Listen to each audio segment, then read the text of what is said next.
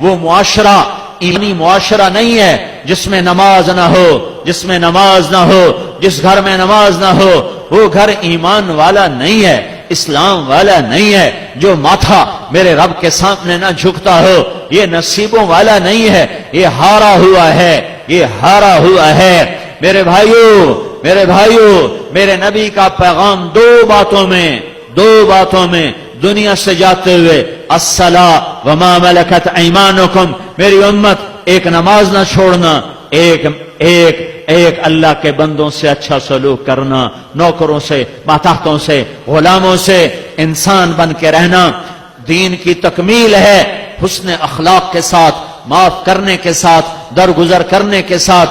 جو لوگوں کو معاف کرتا ہے اللہ اسے معاف کر دیتا ہے۔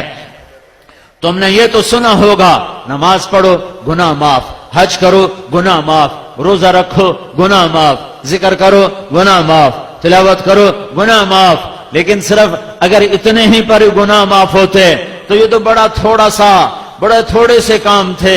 میرے رب کی رحمت، میرے نبی کی رحمت للعالمین، رحمت پھیل گئی، رحمت کشادہ ہو گئی، میاں بیوی میں جھگڑا ہو گیا، ہو ہی جاتا ہے۔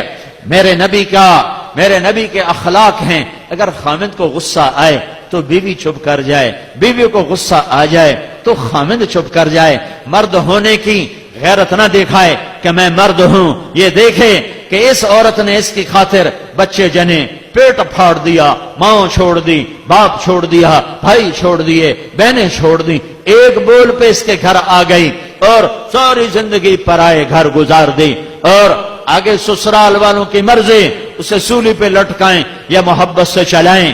عام طور پر ہمارا معاشرہ، سسرالی معاشرہ بڑا ظالم معاشرہ ہے، آنے والی بچیوں کو تار کر کے رکھ دیتے ہیں۔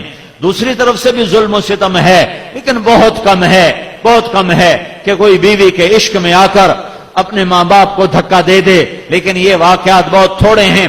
زیادہ واقعات یہ ہیں کہ سسرال والے لاتے تو بڑے لاڈ سے ہیں، پر پھر اس کی زندگی کو جہنم کی بھٹی بنا دیتے ہیں، چونکہ نبوت والے اخلاق سیکھے ہوئے نہیں ہیں۔